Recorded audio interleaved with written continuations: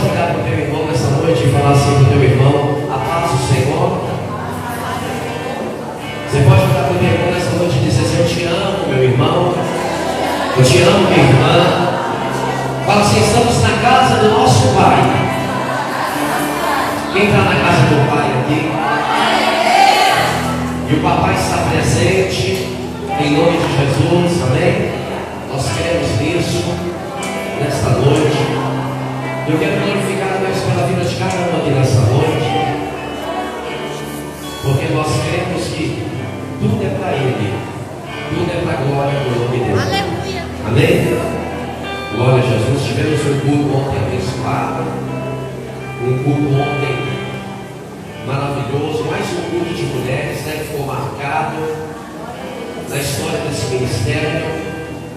Glória a Deus. Eu falei para a bispa ontem que comentei hoje também que a cada culto de mulheres Deus está honrando mais, que a cada culto de mulheres Deus tem feito coisas grandiosas.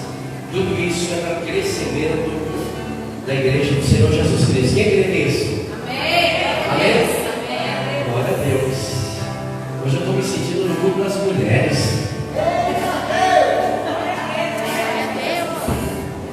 Cadê os homens? Aleluia. Os homens estão fracos, né? Glória a Jesus. Mas Deus é bom. Amém? Queridos, eu quero que vocês abram as vossas Bíblias.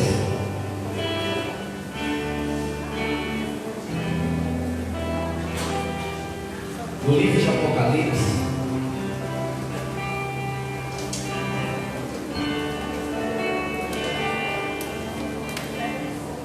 capítulo 3,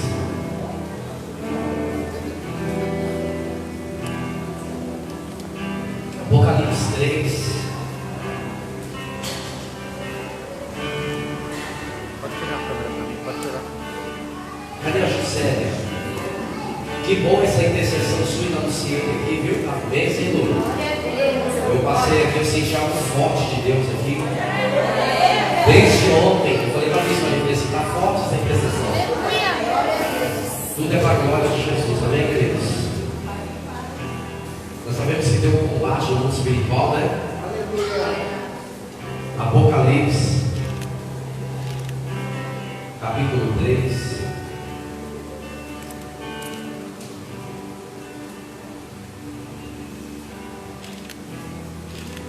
Em nome de Jesus, nós vamos falar a respeito da sexta igreja, a igreja de Filadélfia.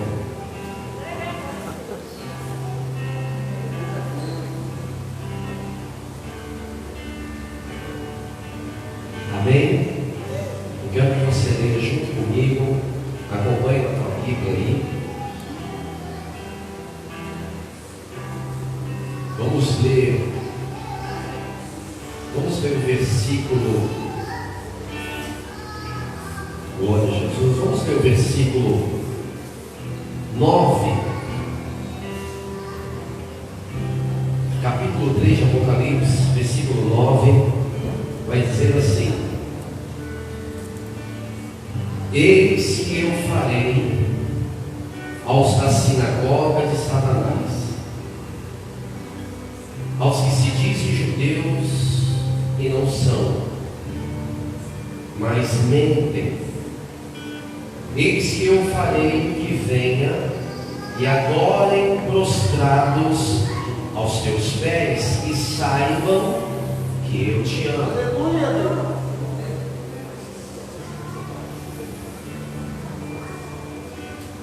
Amém, queridos? Vamos ler de novo, verso 9. Eis que eu farei aos da sinagoga de Satanás, aos que dizem ser judeus e não são, mas mentem. Eis que eu farei que venham e adorem prostrados aos teus pés e saibam que eu te amo.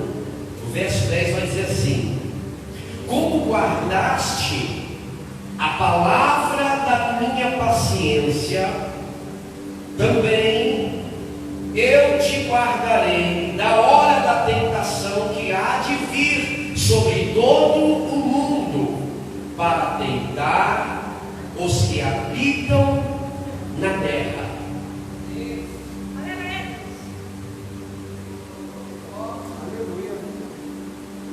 Queridos, eu quero falar um pouco aqui a respeito dessa igreja, dessa cidade de Filadélfia.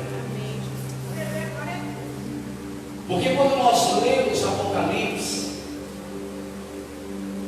falando a respeito dessas 7 igrejas, nós começamos a entender que Jesus agora observa essas igrejas. Agora Jesus ele observa também essas cidades. Porque o Senhor, Ele não é um Deus que só vê a igreja do bairro. Ele é um Deus que vê o bairro daquela igreja. Ele não é só um Deus que vê a igreja daquele estado. É um Deus que vê o estado que está localizado naquela igreja. Aonde ela está localizada? Que país é esse? Que povo é esse? Quando nós observamos Jesus agora declarando ao anjo da igreja que João escreve a esta igreja de Filadélfia, ele vai dizer coisas que têm a ver com a época, tem a ver com o que eles estão vivendo. Porque Jesus, queridos, ele aproveita agora dos acontecimentos da época para falar conforme o que está ocorrendo. Então você vai perceber que Jesus ele aproveita algumas oportunidades para falar aquilo que eles vão entender. Posso ouvir glória a Jesus? E Jesus começa agora a pedir para João escrever a esta igreja, dizendo: e ao anjo da igreja que está em Filadélfia, escreve: isto diz quem é santo, o que é verdadeiro.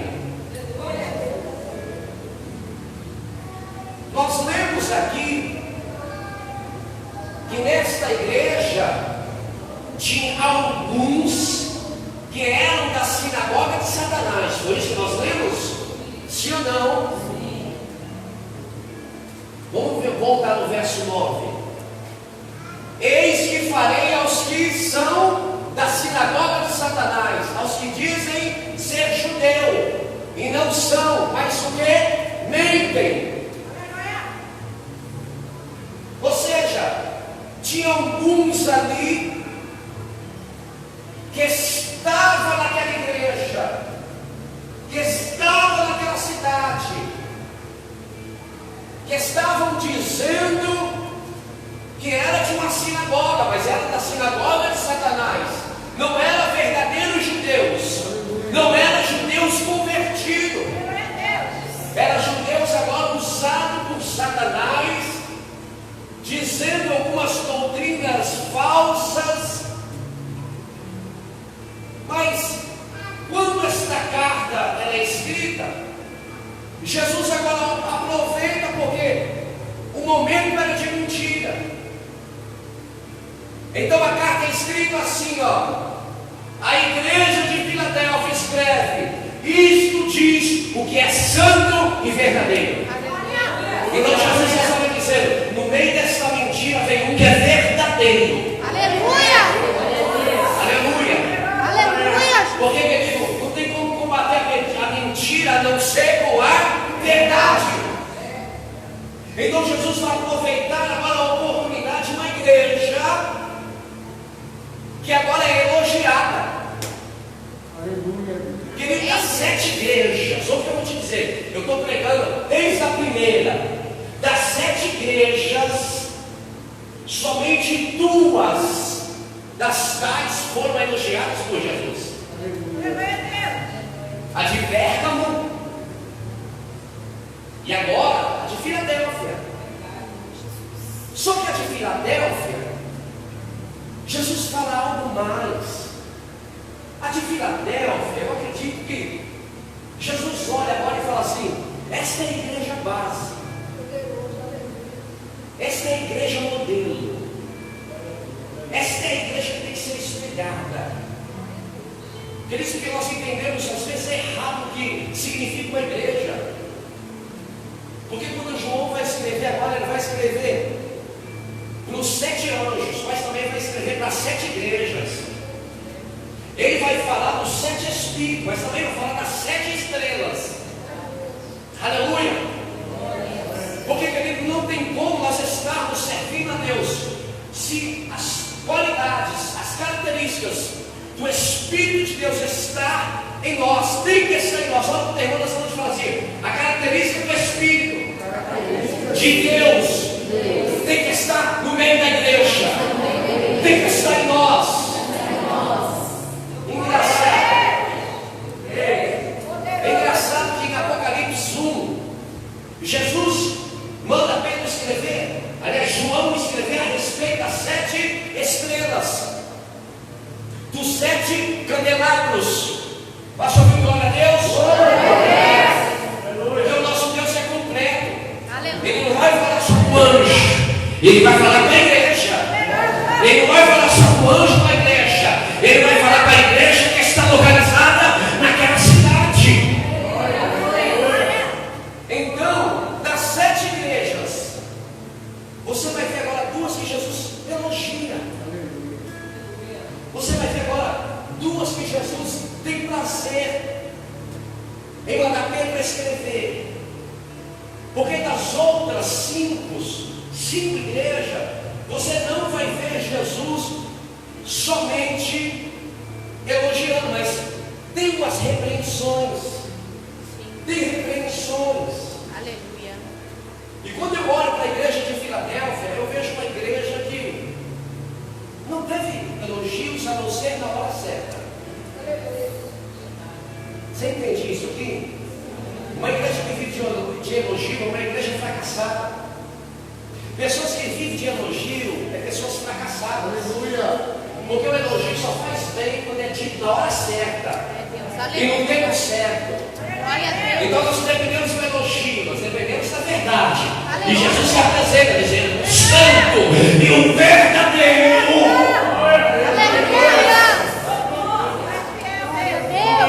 Engraçado que todos nós temos uma carência voltada para o elogio. Quando alguém repreende nós, por que não me elogiou? Mas a Bíblia é clara em dizer que o Pai só repreende a quem Ele ama. O Pai só repreende o Filho que Ele ama. Então a repreensão é boa quando ela é verdadeira. A repreensão é boa. Sabe aquela crítica que é chamada crítica construtiva? Quando alguém está criticando algo que pode melhorar, aleluia, algo que possa ser modificado para melhoria. Você entende isso aqui nessa noite? Mas nós não estamos muitas vezes adaptados, nós não estamos acostumados, nós queremos que seja do nosso jeito, aleluia. Quando nós falamos de igreja, meu irmão, quando nós falamos de liderança, quando nós falamos de povo de Deus, nós só falamos de glamour e de luxúria. Agora, mas não, mas uma época atrás, há uns 3, 4, 5 anos atrás, para a pessoa ver uma referência de um pastor, ela tinha que ver um pastor com condições financeiras maravilhosas. Uma pessoa vê um bispo, um apóstolo. A referência daquele apóstolo muitas vezes não era a conduta cristã, o dia a dia, mas é o que ele vestia, é o que ele andava, é as condições, os recursos financeiros. E nós nos perdemos por algum tempo.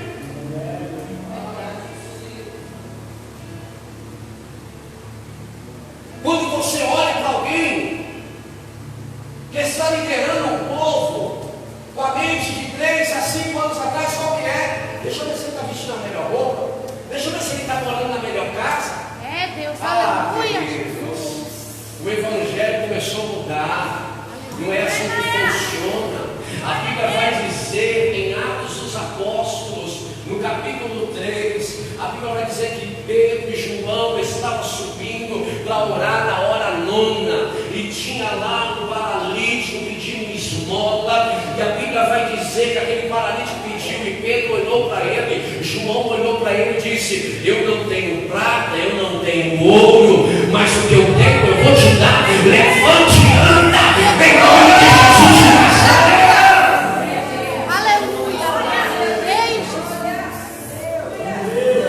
Agora Pedro, o homem acostumado a ter dinheiro,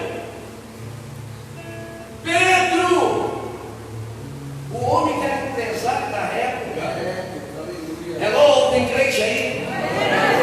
Empresário, tinha mais de 2 barcos, naquela época era um pescador bem conceituado, não faltava recurso. Pedro, se fosse na época de hoje, teria o melhor carro, mas de repente, em uma pesca maravilhosa, aonde ele conseguiu pescar, segundo a palavra de Deus, 153 grandes peixes, mas de repente Jesus vai dizer para ele: deixa tudo aí, Pedro, e vem, Pedro. Porque, queridos, eu vou dizer algo para vocês aqui muito forte: é difícil largar coisas para seguir a Jesus, principalmente quando está indo tudo muito bem. É fácil eu dizer assim: ó, eu não tenho nada mesmo, eu não tenho o que perder, eu vou para Jesus. Isso é fácil. Quero ver eu e você na posição de Pedro. Larga esses grandes peixes aí, Pedro, que tu pescou e agora vem sem nada. Vem me seguir sem nada, Pedro.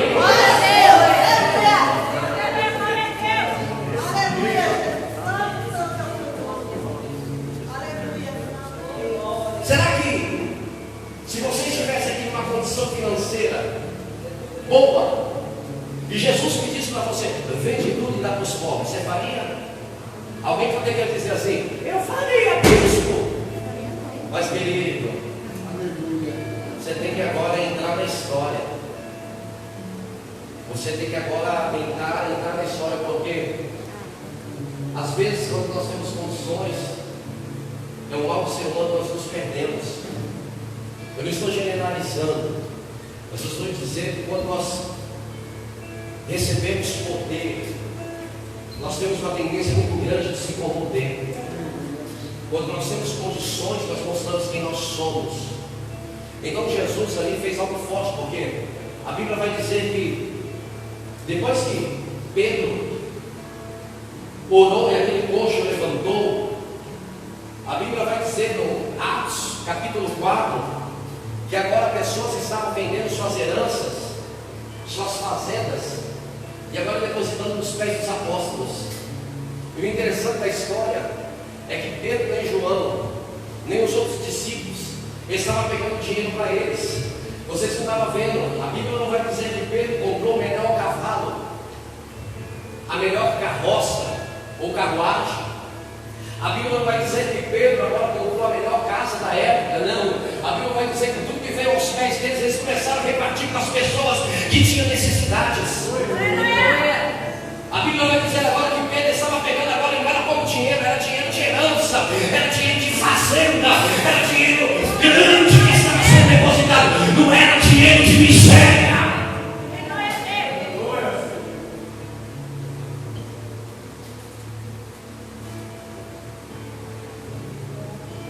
E quando nós olhamos agora para a igreja de Filadélfia, olha o que me chama a atenção aqui, meu irmão. Que na igreja de Filadélfia, era composta, a congregação da igreja de Filadélfia, escravos e pobres. Eu vou repetir porque tem alguém que não entendeu. Escravos e pobres. Por que isso? A igreja que foi elogiada, a igreja modelo, a igreja exemplo, tinha o que era dentro? Escravos e pobres.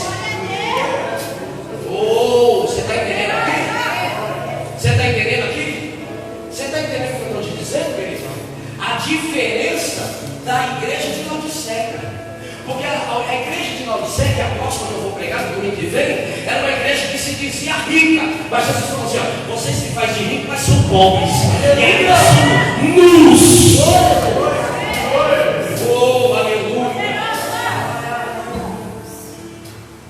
Porque Jesus sabia que no meio com a simplicidade. Mas o interessante é que eu posso ser uma pessoa de condições financeiras simples. Porque, querido, o dinheiro não é o dinheiro que faz mal, é o amor ao dinheiro. Entenda isso aqui nessa noite. Não é que Deus não pode te honrar, não é que você não pode virar um grande empresário, você pode virar. A partir do momento que o teu coração não está na terra, mas está no céu. A partir do momento que você não está amando o dinheiro, a partir do momento que você não serve o dinheiro, mas o dinheiro serve para você. Serve para mim para quê? Para me ajudar alguém, para me ser bênção para alguém. Se Deus levantar empresários aqui dentro, é para quê? Primeiramente, um empresário que é levantado aqui dentro é para olhar para alguém que está desempregado, é para olhar para alguém que está precisando dizer: eu vou te ajudar, meu querido.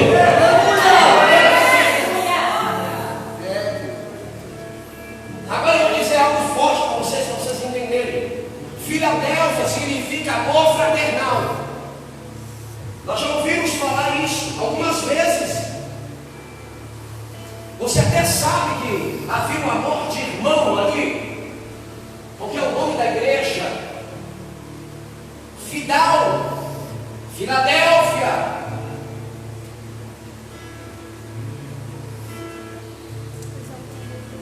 Só para você entender, o mesmo fundador da igreja de Pérgamo era irmão do fundador da igreja de Filadélfia. Só que esse homem, que era ali o rei de Pérgamo, ele amava muito esse irmão. E Filadélfia não é um nome próprio, Filadélfia é um apelido, porque o nome dele era Fidalfi. Então colocaram Filadélfia, que significa irmão fraternal, amor de irmão. Posso ouvir glória a Deus? Glória a Deus. Aí, queridos, quando eu começo agora a entender que esta igreja, esta cidade, ela começou por causa de um amor. Aleluia. Isso é muito forte. É o que está faltando dentro dos irmãos da igreja. É o que está faltando na igreja do Senhor Jesus Cristo.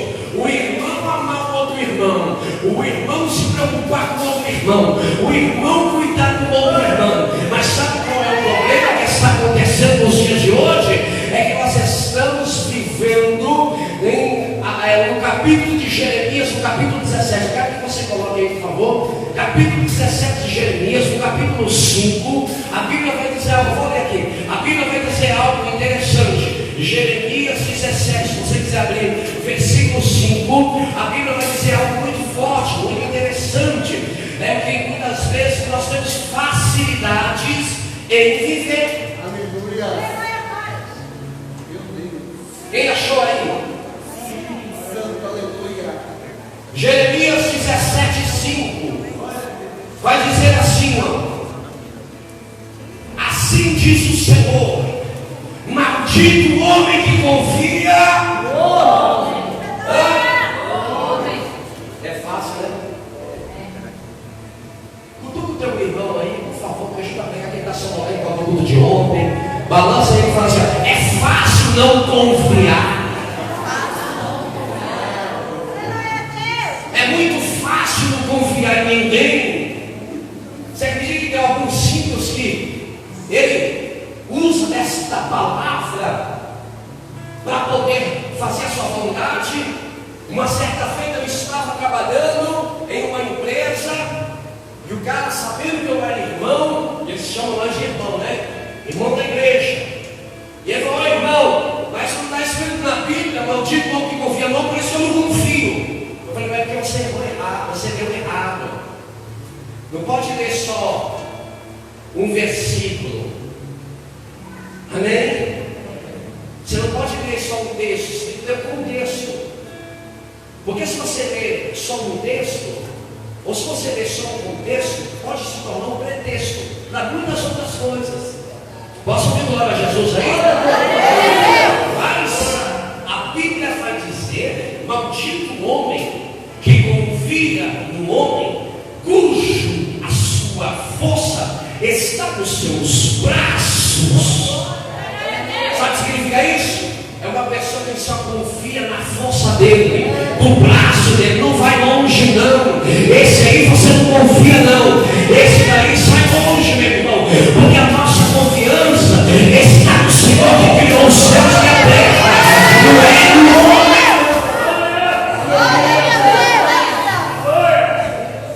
Quando nós falamos aqui de confiança específica, nós falamos daquele homem que diz assim, ó: eu não dependo de ninguém, só depende de mim, ô coitado. Eu vou longe, de Deus. Não, é minha força, é meu braço, é minha inteligência, ô coitado. Então Jeremias, usado por Deus, ele está dizendo: maldito é o homem que diz isso. Maldito é o homem, quando fala homem também mulher. Você está entendendo? Então é mais fácil não confiar do que confiar. Mas a Bíblia vai dizer em 1 Coríntios capítulo 13, e a pastora Bíblia falou, citou os versículos aqui ontem, porque quem ama, tudo crê, tudo suporta. Então o amor de Deus, o amor de irmão, eu tenho que confiar. Eu tenho que acreditar nele. Eu tenho que estar mais assim com meu irmão, está entendendo? A alegria do meu irmão é minha alegria, a alegria do meu irmão é minha alegria, a alegria do meu irmão, está entendendo?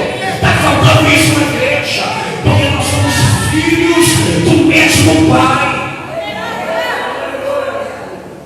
A diferença é que uns são mais chegados do que os outros. A diferença é que uns estão mais perto do Pai, puxando a barrinha do Pai. Pai, tu me dá, Pai. A diferença é essa, mas somos todos filhos do mesmo Papai do céu. Você está entendendo aqui, queridos? Mas agora Jesus vai olhar para essa igreja e falar: começou com amor. Legal essa igreja, hein? Agora deixa eu ver a conduta dela. Aí Jesus agora vai começar a falar algumas coisas desta carta que eu quero que você acompanhe. Nós lemos aqui, porque diz o santo e o verdadeiro, o que tem a chave de Davi, que abre e ninguém fecha, que fecha e ninguém abre. Você olha para o irmão e fala assim: eu não sei que tem a chave. Fala assim: quem tem a chave é Jesus. Fala assim: porque é Ele que abre.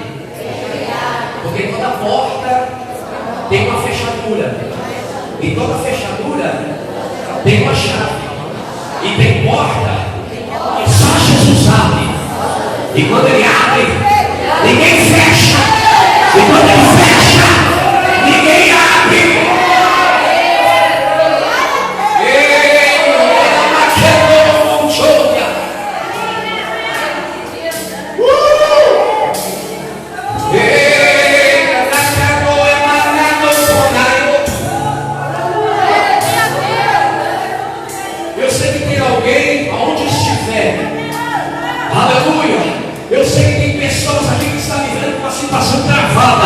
Mas eu vou liberar uma palavra para você.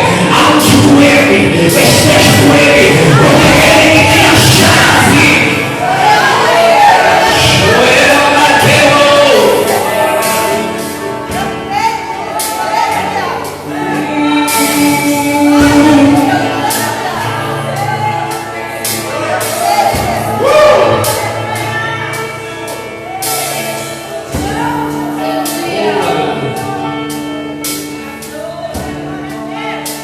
E agora eu estudando, eu entendi que a chave de Davi é a chave da salvação. Aleluia! Ele tem a chave da salvação. Meu Deus! Só que o que adianta, ligaram para o irmão e falou assim: o que adianta ter a chave e não entrar pela porta? Agora você vai entender o que eu vou te dizer aqui, ó. Querido, a porta foi feita para entrar por ela. É assim ou não é? Sim ou não? Então vamos ver para nós entendermos. Eu quero que você pegue tudo hoje. tudo hoje. O versículo 8 vai dizer assim, ó. Eu sei as tuas obras. Aleluia. Olha para o teu irmão e fala assim, ó, Jesus conhece você. Não, pega no teu irmão, não deixa ele distrair por nada nessa vida. Balança ele, sacode a mão dele, fala para ele assim, ó, Jesus conhece você. Ah, como ele conhece. Oh, meu Deus do céu. Como Jesus conhece. Agora olha as características dessa igreja. Jesus vai dizer, conheço as tuas obras. E eis que diante de ti pus uma porta. Que porta que é? Fechada ou aberta? Porque é engraçado, querido, que Jesus ele gosta de abrir porta para frente. Ah, meu Deus do céu. Não, mas quando eu estou falando de porta, eu não falo só de porta de emprego. É Deus, aleluia. Senhor, tem Glória a igreja Deus. desse lado. Glória a Deus. Tem igreja desse lado. Aleluia. Se dormir não vai pegar. Queridos, porta não significa emprego somente. Quer ver? Quer ver? Abre Mateus. Mateus capítulo 7. Vamos correr um pouquinho na Bíblia aqui. Porque gostoso é isso, meu irmão. Gostoso é você entender. Eu trouxe Bíblia. Presta atenção no telão. O telão está funcionando? Pegue uma Bíblia. Mateus capítulo 7, versículo 13. Vai dizer assim, ó. Entrai. 13. Aleluia. Entrai por onde? Pela porta. Aleluia. Existe porta estreita para a igreja aqui, viu? Porque larga é a porta. Também tem porta larga também, viu? Você escolhe qual que você quer entrar. Você decide qual que você quer entrar. Sabe o que me chama a atenção aqui da história, querido? É que tem uma grande diferença da porta larga e da porta estreita. Vou te dar exemplos. A porta larga tem um caminho largo. A porta estreita tem um caminho estreito. Vamos lá? Vamos entender nós aqui que interessante essa história? Olha que interessante, Jesus vai dizer assim, ó. Porque larga é a porta, espaçoso o caminho que conduz à perdição, e muitos são os que entram por ela. Agora imagina comigo aqui uma história. Se muitos vão entrar nesta porta que é larga, e nesse caminho que é largo, pode dar maior bagunça, todo mundo entra na bagunça, sim ou não?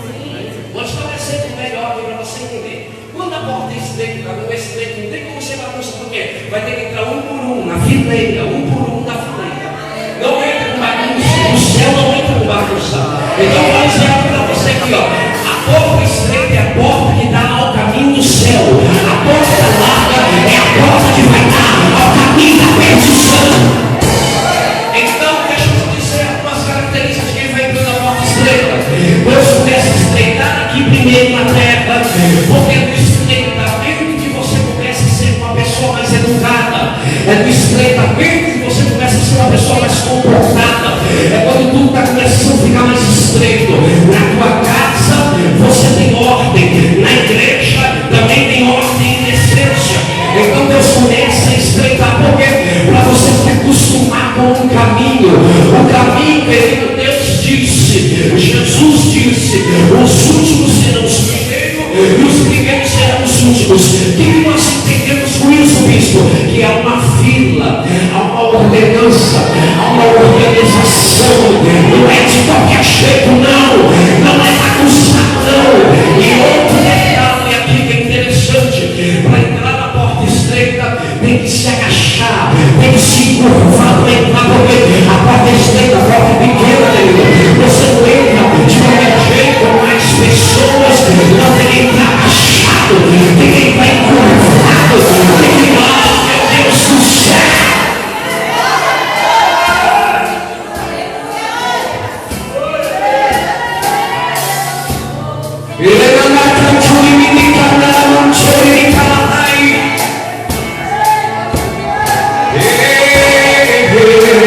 Eu estou pregando para o povo aqui que Jesus quer que entra por esse caminho estreito e essa porta é estreita.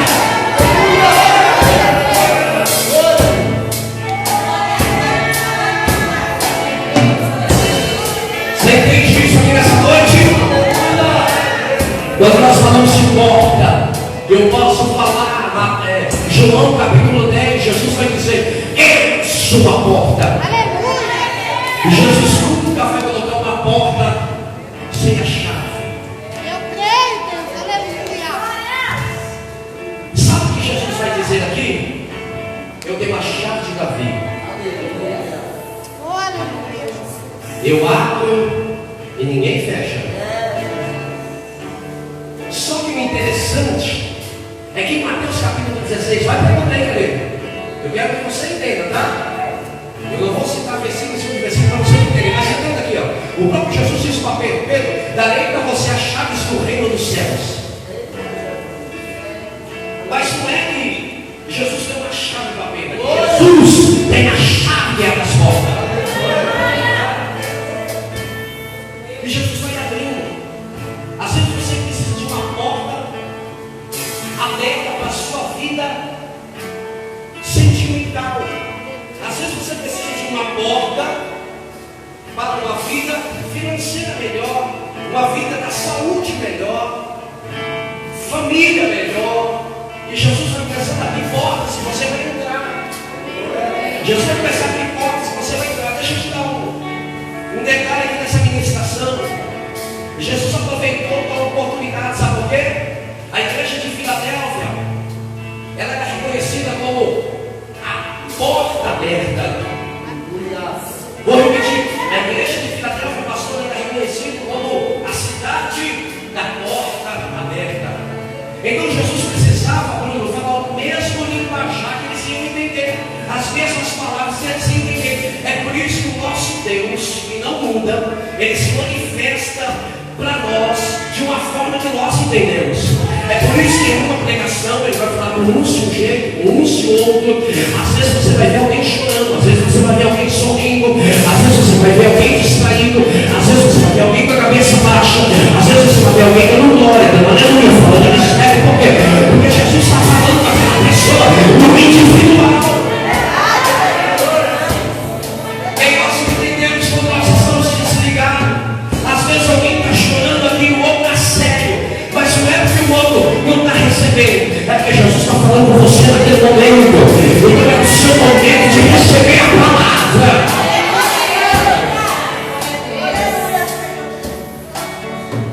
A igreja de Filadélfia era uma igreja que estava em uma cidade de oportunidades. Por quê?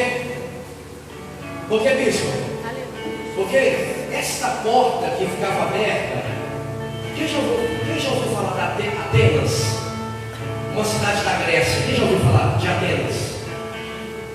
Filadélfia era considerado Atenas pequena, uma Atenas menor, uma cidade parecida com Atenas, porém uma cidade menor, porque era uma cidade de oportunidade.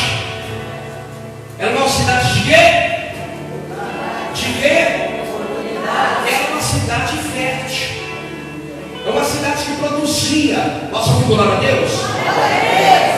Então Jesus aproveitou da oportunidade para dizer isso.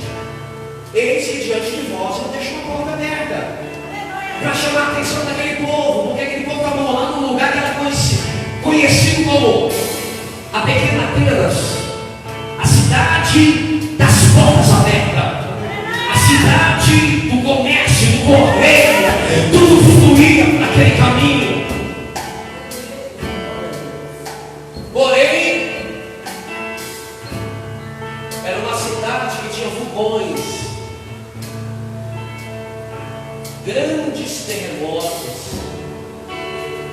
de tal maneira que uma certa feita antes de Cristo, a cidade foi destruída pelo terremoto. Então Roma entra em cena agora, e Roma agora vai e reconstrói a cidade. E é uma cidade agora que começa a mudar os nomes. Coloca o nome de Flávio, até chegar em Filadélfia. Uma cidade agora que muitas pessoas estavam com medo de terremotos. Alguém já foi a alguma cidade que tem vulcão? Quem já foi em Poços de Caldas aqui, cidade de Minas? Tem um vulcão no Recife. Verdade não é? Quem foi lá sabe que tem uma praça lá que é conhecida. E essa praça lá, ela tem água com cheiro de enxofre. E ela é meio que aquecida. Agora imagina Filadélfia agora. Não era um vulcão adormecido, era um vulcão que entrava em erupção. É um vulcão agora que fazia terremotos para a cidade. Então para a cidade tinha medo. Só que a Bíblia vai dizer que esta igreja em Filadélfia é uma igreja que não temia. É uma igreja que largava o pé. Olha para o teu irmão e diz para ele assim, ó: se você não tem união, Deus pode fazer uma confusão. Eu vou repetir algo para você entender. Se não houver união entre os irmãos, é perigoso Deus permitir um vulcão vir sobre a tua vida. Eu vou dizer algo muito forte que a história vai dizer. Que teve um terremoto, que esse terremoto mexeu com a cidade. De tal maneira que eles saíram da cidade, foram para fora da cidade, montaram tendas e começaram agora a viver um tempo que eles nunca tinham vivido. Um tempo de unidade, um tempo de irmandade, um tempo onde um cuidava do outro, um tempo onde um se preocupava com o outro, um tempo onde um dava o alimento para o outro. Está precisando? Vem para a minha tenda, na minha tenda dele, vem tomar café lá. Ei, não deixa Deus permitir um vulcão terremoto espiritual vir sobre a tua vida para você começar.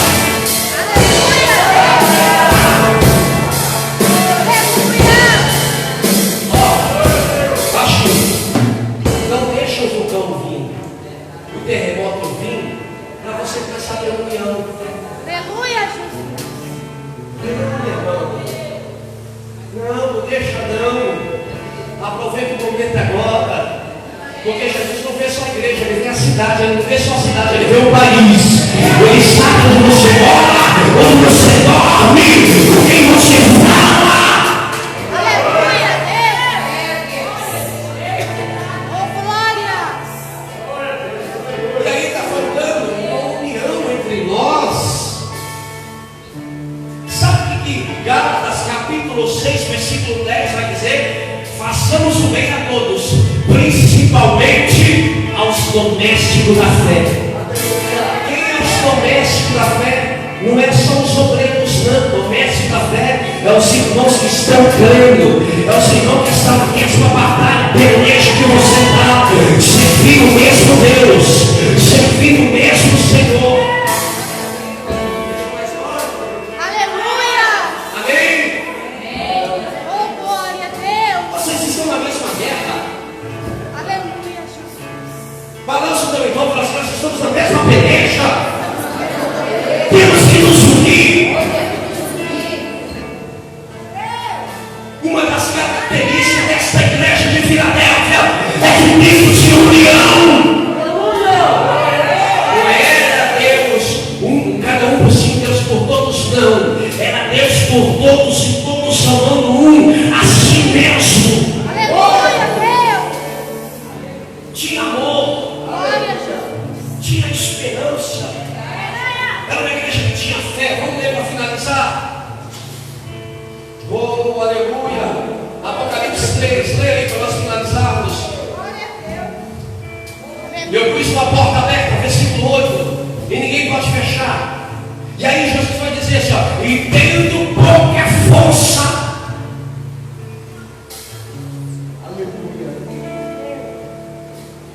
Isso, essa igreja padrão é. Essa igreja modelo é. O problema não é ter pouca força, o problema é negar o nome de Jesus. Porque Jesus vai dizer duas coisas aqui, ó: tem pouca força, mas não negaste o meu nome. Sabe aquela pessoa que está dizendo assim, ó: estou cansado, não estou aguentando hoje, não estou afim de ir para a igreja, mas eu vou.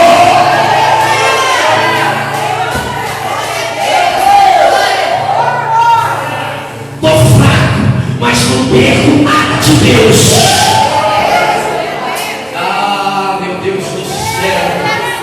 Eu estou pregando para uma igreja e Jesus está dizendo: não importa se você está fraco, o importante é se você está na minha presença e está me glorificando.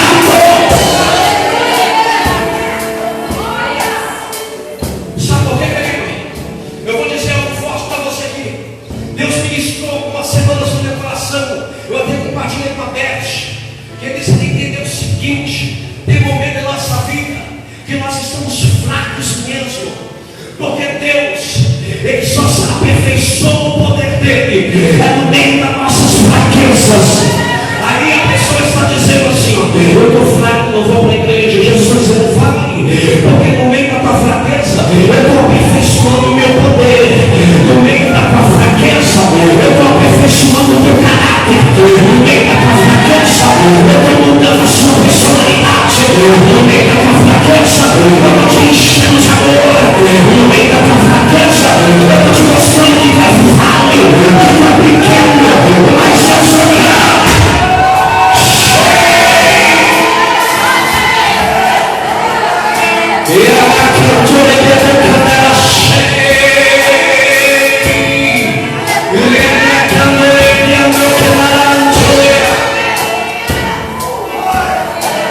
Não tem como.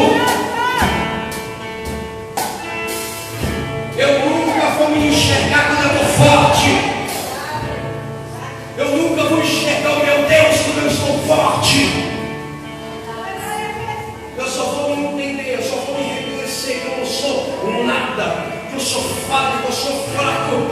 Quando eu sei que eu sou fraco, quando eu estou vivendo dias de fraqueza, mas eu não estou negando o nome do meu Deus.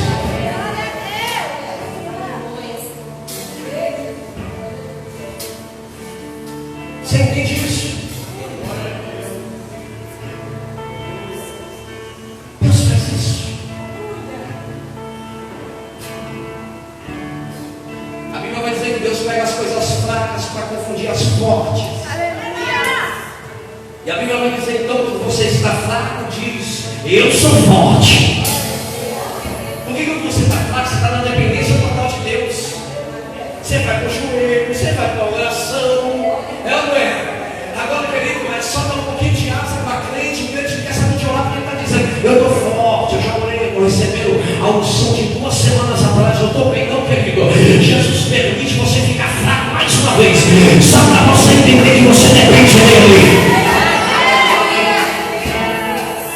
Então, essa igreja de Filadélfia, essa igreja modelo, é uma igreja onde tinha pessoas fracas. Porém, o principal para Jesus não é a fraqueza sua, é se você está negando a fé ou não.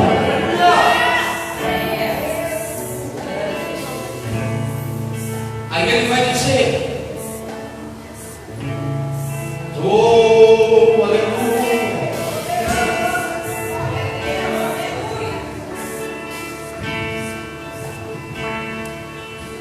Oh, glória.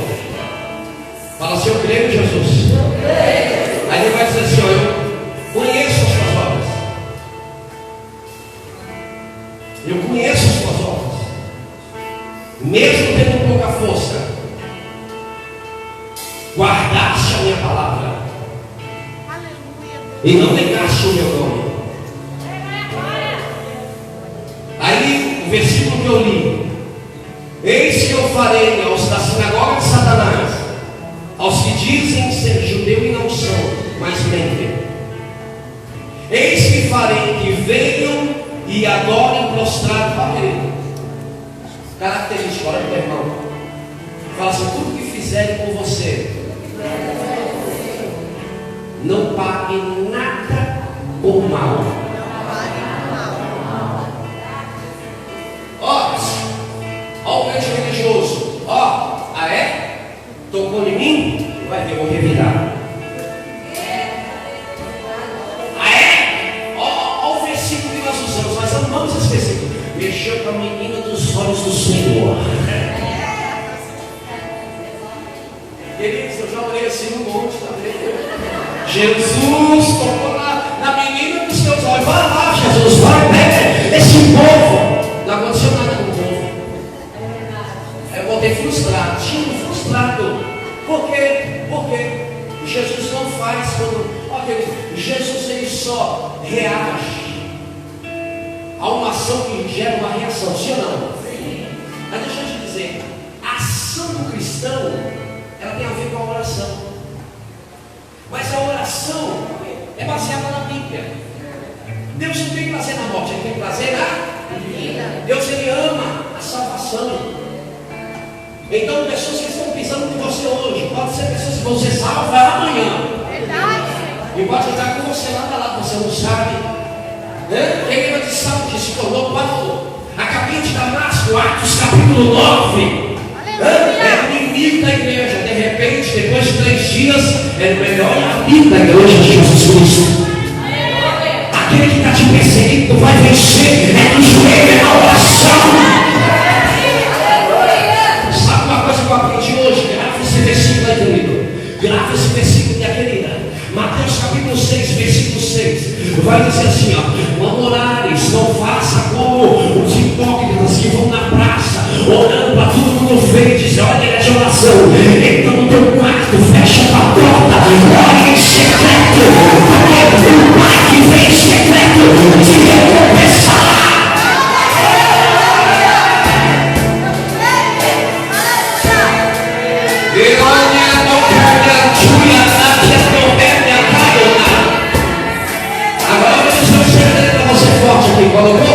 Colocou? Ó, há traduções e traduções.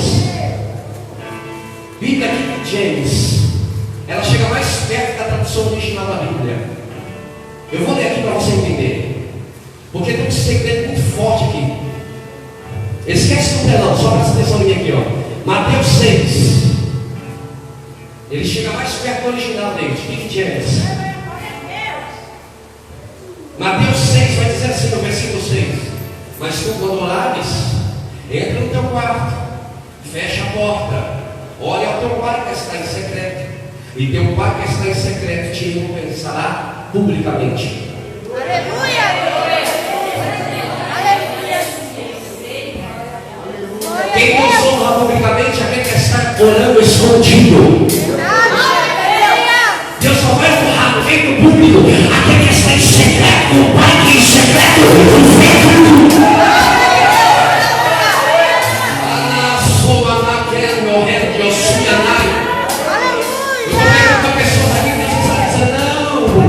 Não é do teu jeito, não é com a força, porque tu é fraco. Ele está dentro da porta, fecha a porta, fale comigo, eu conheço, eu sei.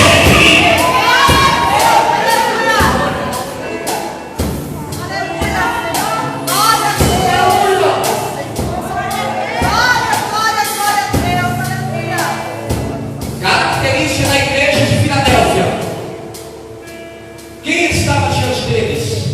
Pessoas que se diziam ser da sinagoga dos judeus, mas era da sinagoga tá. Estava no meio deles, estava no meio da igreja. Queridos, a única igreja que não se corrompeu, a única igreja que não entrou em prostituição, a única igreja que tinha lá pessoas que eram de Satanás, mas não entrou no altar, não subiu no altar, estava no meio do povo, estava tentando contaminar o povo, mas o povo estava olhando para a liderança do anjo da igreja, e o anjo da igreja tinha fé, o anjo da igreja tinha esperança, e o anjo da igreja tinha amor. Sabe as 3 coisas que Jesus quer que todo crente tenha? 1 Coríntios capítulo 13, coloca versículo 13. A Bíblia vai dizer que essas 3 coisas não pode faltar na vida de crente, na vida de quem serve a Ele. Olha o que vai dizer aqui, ó. 1 Coríntios capítulo 13, versículo 13, vai dizer algo interessante aqui para nós. Eu quero ler com você. 13, em nome de Jesus. Olha o que vai dizer: agora, pois, permanece a fé, a esperança, mas o maior das 3 é o amor. Só que ele tem uma coisa forte: quem tem amor, ele vai ter fé. Quem tem amor, ele tem esperança. É muito forte isso. Então Jesus está dizendo assim: ó, mas o maior é o amor. Mas quem tem os 3? Porque quem tem o maior vai ter os outros 2. Quem tem o amor vai ter a esperança. Querida, a pior coisa é você começar com a pessoa sem a esperança da vida. Você já começou? Você vai falar tudo para ela, mas ela vai inventar uma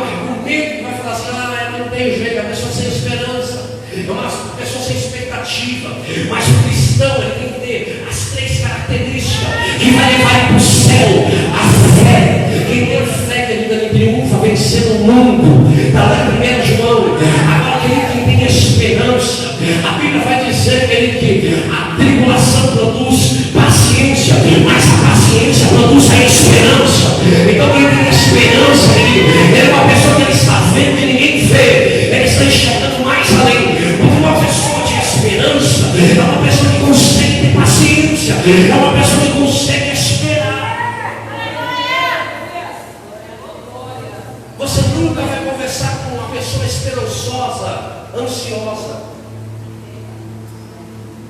Ela vai dizer para você, ó, eu tenho esperança, vamos logo, eu preciso comprar aquele negócio, eu preciso que Deus faça logo. Não, uma pessoa com esperança é uma pessoa que consegue esperar. Ela está no Salmo 40, esperei. É pessoas que querem se apressar no Salmo 70, apressa de Senhor.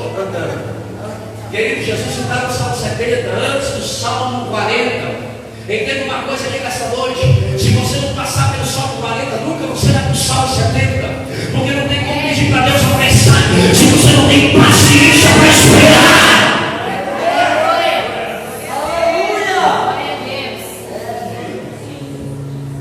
Aleluia a Deus. Hello, tem crente querida, não? Entenda isso. O que essa igreja tinha visto? Fé. Mesmo fraco, não negou o nome de Jesus nem a palavra. Aleluia. O que essa igreja tinha visto? Esperança. Por quê? Mesmo em meio terremoto, mesmo com a sinagoga de Satanás dentro da igreja, qual a esperança deles? Um dia Jesus volta. Oh, tem igreja que entendeu ou não? Agora eu vou te dizer para você, era uma igreja que entrou na história do elogio de Cristo, porque tinha amor. Você lembra da primeira igreja de Efésios? Volte no primeiro amor. A igreja que tinha amor. Por que tinha amor? Porque ninguém olhava se o pastor tinha teologia, ninguém olhava se o pastor tinha boas condições, porque no meio deles tinha o quê? Escravos e... eu falei hoje, escravos e pobres. E naquela época, como nessa época que nós estamos vivendo, sempre tem uns estudiosos metidos a bonzões. Isso não significa que nós não devemos estudar, muito pelo contrário.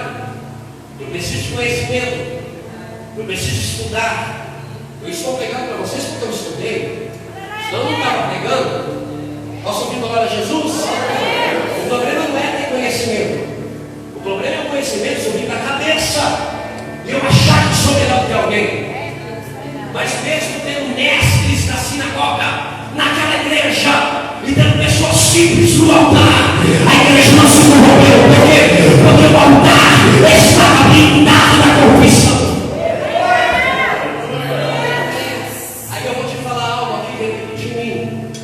Se o altar está protegido, toda a igreja tem proteção. Porque tudo começa aqui. O altar simboliza Cristo. É por isso que quando nós vamos fazer o sacrifício, é por isso que quando nós vamos trazer oferta, nós vem aqui. Aleluia. Então quando aqui está protegido, na sua vida tem proteção. Bispo, mas tem um aí no meio da igreja que está tentando corromper a igreja. Se aqui não está corrompido, ele não vai conseguir nada aqui dentro. Ah, mas vem um aí com os papinhos que não sei o que, não sei o que. Ah, querido, se a palavra aqui está vindo daquele que é santo e verdadeiro, no meio da igreja tem santidade. Aleluia. Quem está pegando essa palavra aí? Isso, o que eu devo levar para o meu dia? Primeiro, há uma porta sempre aberta para você. Primeira porta, e Jesus disse assim: ó, eu tenho a chave de Davi. Que porta é essa que abre com a chave de Davi? A porta da salvação. Aleluia. A primeira porta que se abre para nós não é a porta de emprego, é a porta da salvação. Amém. Porque a primeira coisa que eu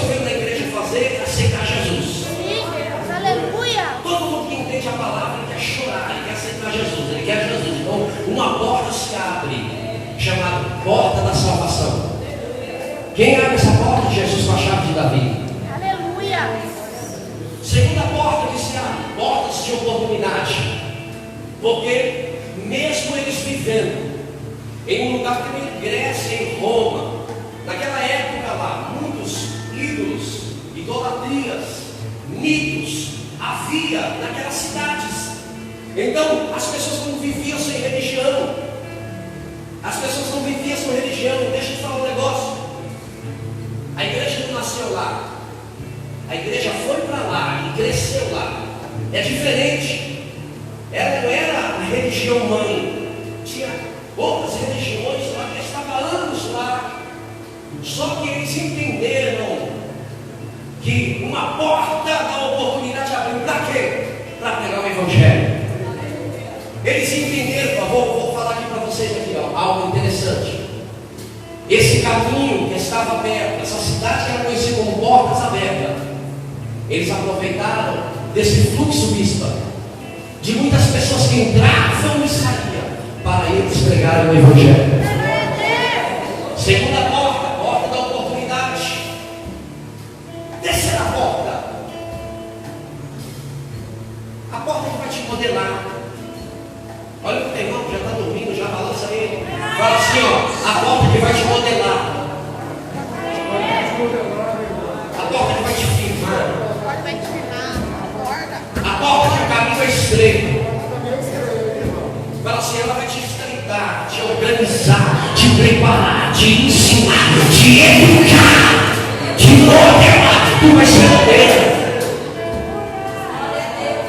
Você não vai entrar no céu xingando palavrão. Você não vai entrar no céu mal educado. Quem vai entender? Olha o teu irmão fala assim, ó, tu não vai entrar no céu mal educado. Você não vai entrar no céu mal educado, você não vai entrar no céu mal educado, não vai entrar no céu mal educado. Vai ter que esperar a tua vez. A porta é estreita, o caminho é estreito que te leva à salvação. Ah, meu Deus, agora você vai segura nas cadeiras aí. Segura nas cadeiras para você não voar. Segura nas cadeiras, querido. Olha o que Jesus vai dizer aqui, ó. Oh, glória. Aleluia.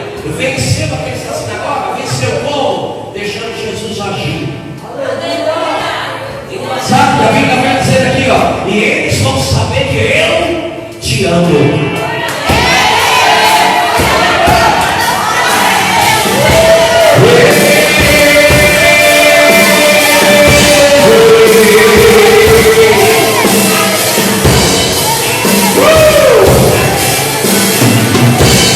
Eles vão olhar e vão saber que tem Deus que te ama.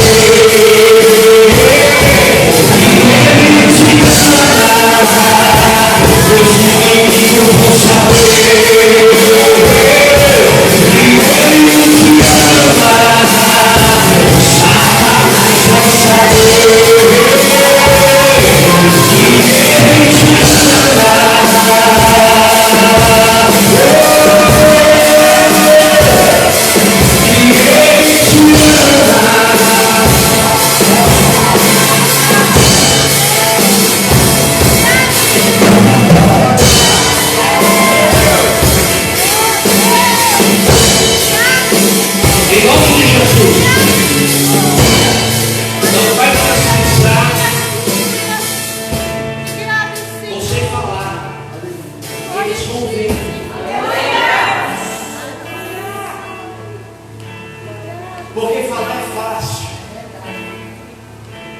Mas é gostoso quando Jesus faz como ele fez com o Jó. Deus fez.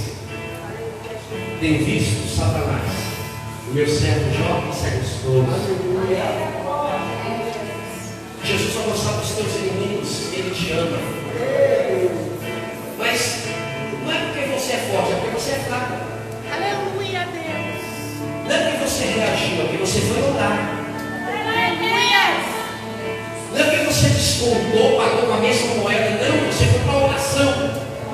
E em relação à oração que você não orou para Jesus matar, você orou para Jesus converter.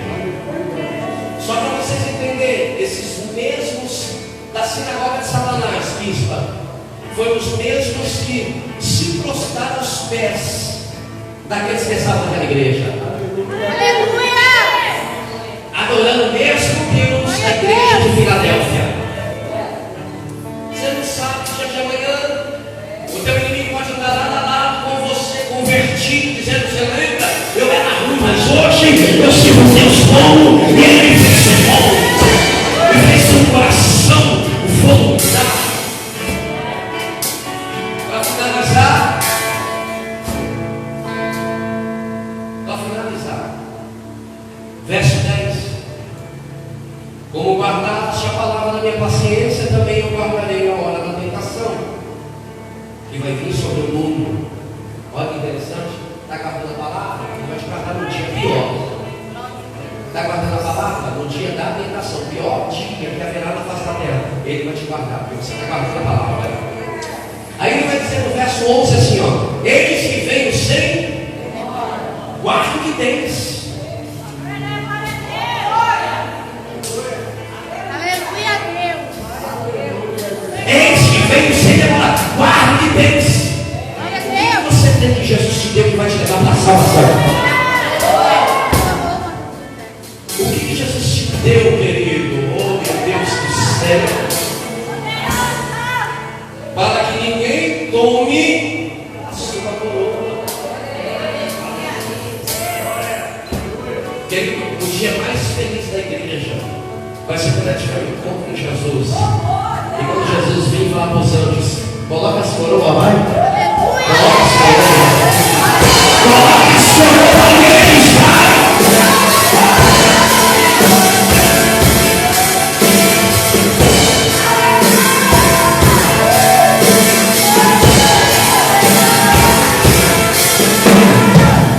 Aí, para finalizar, verso 12: e quem vencer,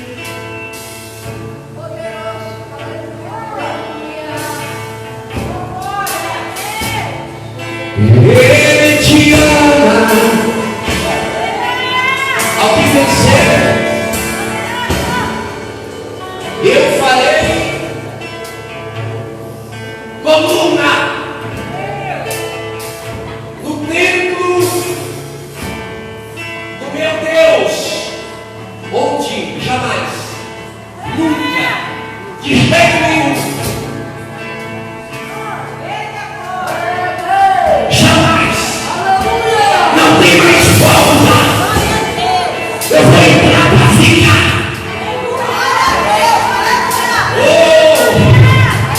Eis o nascente com Nazaré. Você está entendendo aqui? Falei coluna, eu te pergunto: o que é uma coluna? Bate aí, pastor. Para que serve essa coluna? Não tem só essa coluna, tem mais uma coluna, tem mais uma coluna, tem mais uma coluna. Para que serve a coluna? Então Jesus está dizendo: e eu farei um templo do meu Deus, coluna. Olha embaixo o que Jesus estava dizendo. Sabe essa cidade de Filadélfia? Onde qualquer terremoto tira toda a estrutura, balança e quebra tudo. Pois bem, essa porta que vocês vão entrar, vocês vão ser uma coluna que ninguém nunca mais vai destruir. Eu estou pregando para alguém que Jesus está dizendo: está vendo terremoto? Está vendo vendavais? Está vendo furacões? Está tendo muita coisa ruim sobrando. Aleluia, tentando te desestruturar, tentando te destruir, jogando você no chão, te desfazendo as coisas. Jesus está dizendo: não importa, eu vou trazer um novo tempo. É tempo de coroa, de estrutura, de firmeza.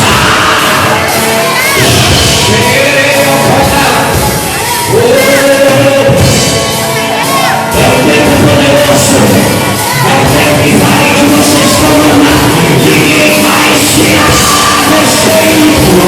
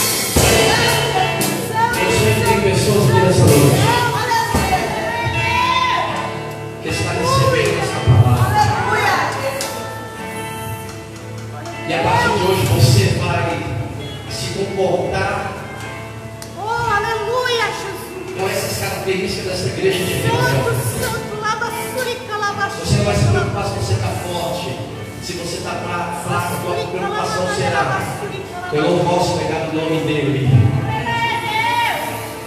Você saberá a partir de hoje que toda a porta aberta de Deus na sua vida, e Ele é o Deus das portas abertas.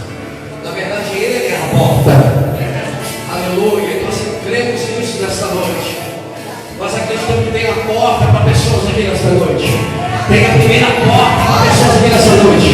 A porta da salvação. A porta da reconciliação.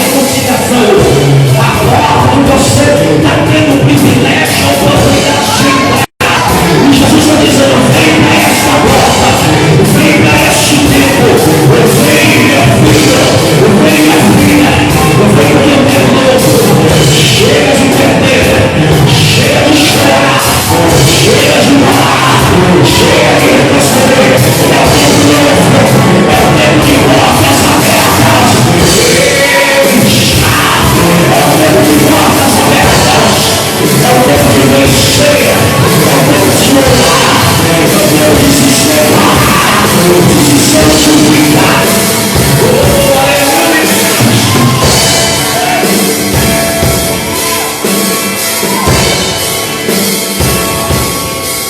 Em nome de Jesus, em nome de Jesus, pela tua simplicidade e através do amor, que nós se tornaremos uma igreja igual a Filadélfia. Eu estou liberando aqui, querido, tudo que Jesus pediu para me falar. A partir de hoje, eu como anjo da igreja, a responsabilidade já não é só minha. A responsabilidade agora foi compartilhada. Se você continuar vivendo uma vida onde não tem um amor fraternal, aonde não tem uma unidade, aonde não tem preocupações uns com os outros, aonde um está cá, eu vou para minha casa e não quero saber da vida de ninguém, eu tenho os meus afazeres, a responsabilidade agora também é tua. Porque você está recebendo essa palavra aqui nessa noite. Eu vou te repetir pela última vez. A igreja foi elogiada por essas características. Tinha amor fraternal. Tinha amor de irmão. E eu falei nessa noite, nós somos irmãos. Aleluia. Nós somos irmãos. Aleluia.